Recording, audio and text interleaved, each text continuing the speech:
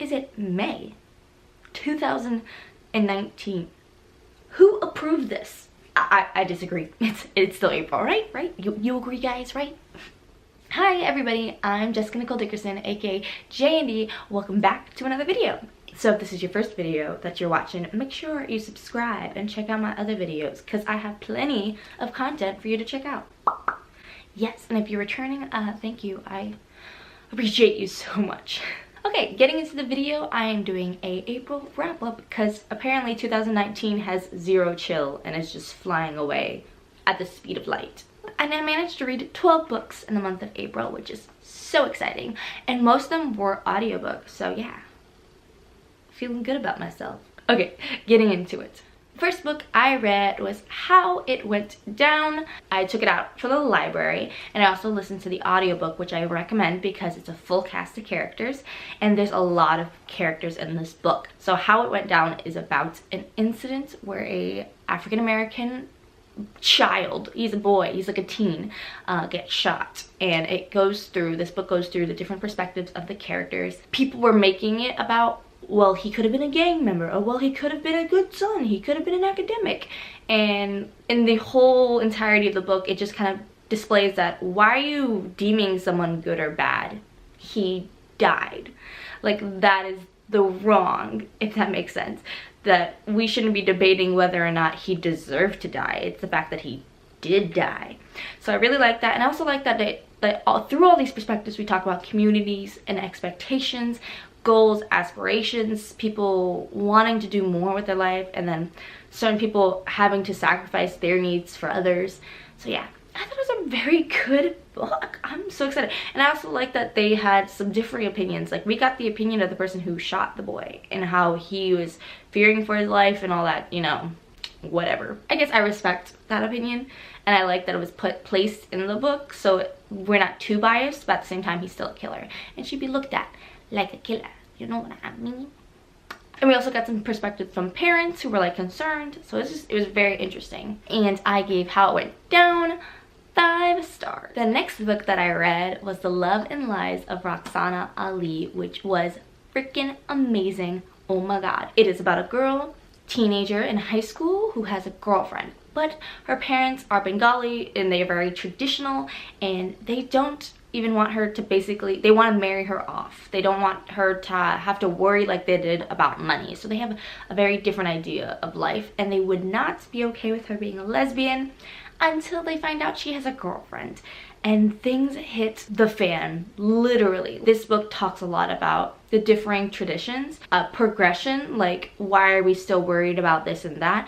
It talks about hate crimes and what happens to these people because of people who fear them and dislike them.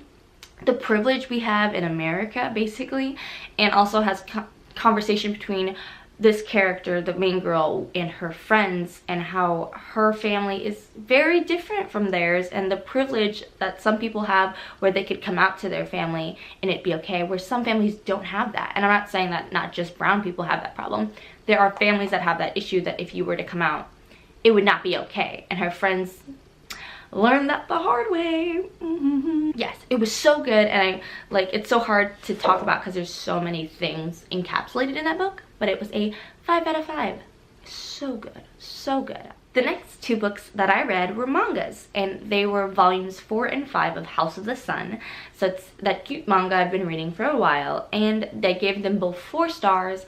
I just love this illustration, and the girl is so cute, and I care for them so much. So basically it's a story about a boy who's like 24, and his parents passed away during high school, and his siblings all moved away, and he's trying to protect the house, their family house.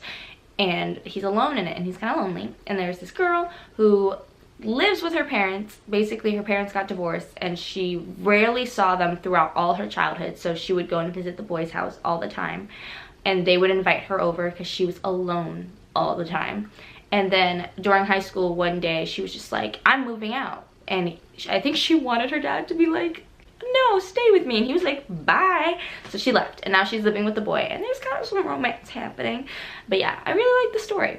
I don't know, it's cute, you know, everything you want from a manga. The next thing I read was The Poetics by Elizabeth Acevedo. So I finally finished it because I started to reread in February for Blackathon, and then I realized on my Scribd account, oh, I never finished it. So I finished it, and of course 5 out of 5.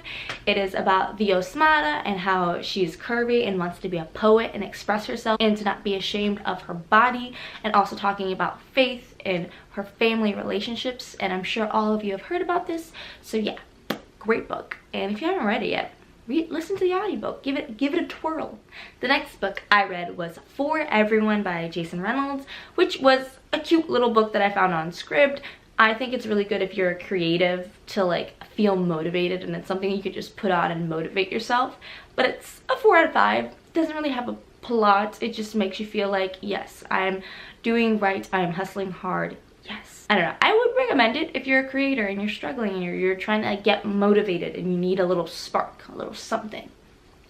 The next book I read is The Sun is Also a Star by Nicola, Yoon, which I'm so excited for because the movie comes out in a couple of weeks and I'm so ready. But the book was not as good as I thought it would be. I gave it a 4 out of 5. It's probably closer to a 3.7. I found myself not caring for the relationship because this whole story is based off of the fact that they fall in love at first sight, kind of. And that they go through these experiences together and they want to just latch on to each other because of everything that's happening in their personal lives. So if you don't know the story, there's a Jamaican girl and a Korean boy, and they're both in New York City, but the girl just got a notice to be deported, and the boy is struggling to not want to go to college to be a lawyer, or that his parents want him to be that. So it's this, when they come together, they're like, we don't like our futures, ah. I did like that the book had different perspectives. But I just, you know, the storyline was okay. I didn't care too much for the characters. And I'm sorry, I know a lot of people love this book so much. I'm so sorry. I don't know if the audiobook ruined it for me, but like, I feel like I was very detached. Yeah, like I didn't care for the characters. And I don't really know why. So yeah. Oops, I'm sorry. Don't hate me. It happens. It happens. It was just a cute story. It was okay.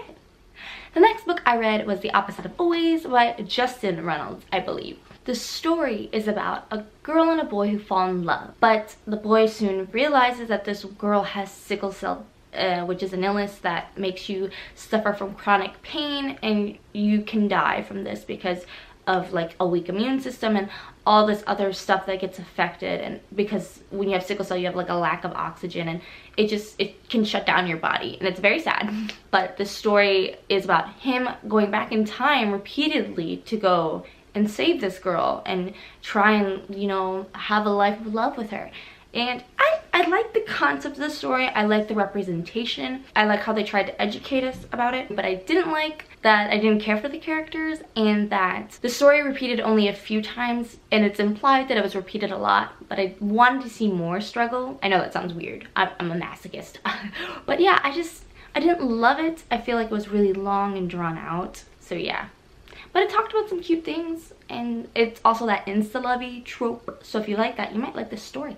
The next book I finally finished was The Wicked King by Holly Black, which I totally loved. I gave this one a 4 out of 5. I do believe the first 100 pages for me were a little bit boring and trying to get back into the world. But as soon as the plot took off, it took off. I love this book mostly for the political action. Oh my god.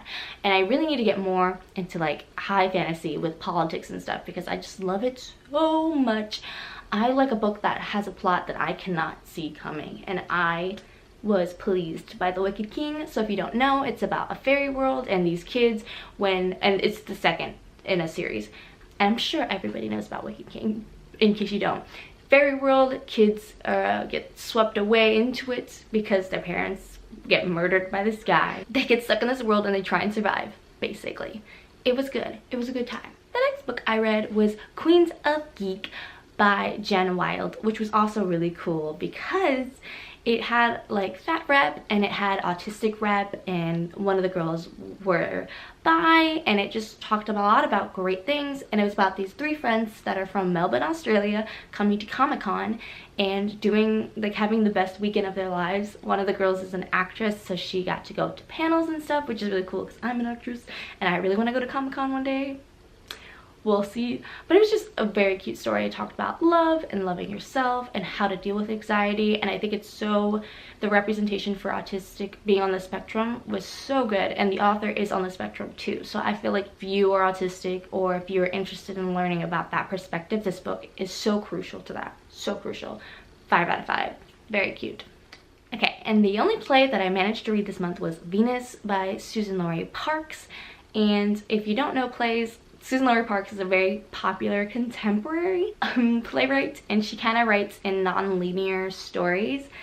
So Venus is about a story of a African-American female in the 1800s who has a big butt, and she gets used and shown off and abused because of this feature, and how kind of the European perspective is to like women will be jealous and want that, and then the men are like, why are you trying to be like her? And then but then the men also obsess about her, and it shows how degrading some people treat African women. I had a great conversation. I did not like that the main character, the Venus, the girl with the big butt, she kind of seemed like a gold digger, but at the same time it's like not her fault. She's the victim here, that she was put in those situations, and she had like 2 choices to like break away from it, but didn't. I see both sides. I gave it a 4 out of 5. I think it's a good conversational piece. I'd love to see it, oh my god, because it's so crazy. If you ever read her plays, it's just like never in order. It's a fun time. And the last book that I read this month was Turtles All the Way Down by John Green. I finally did it, guys. I finally caught up.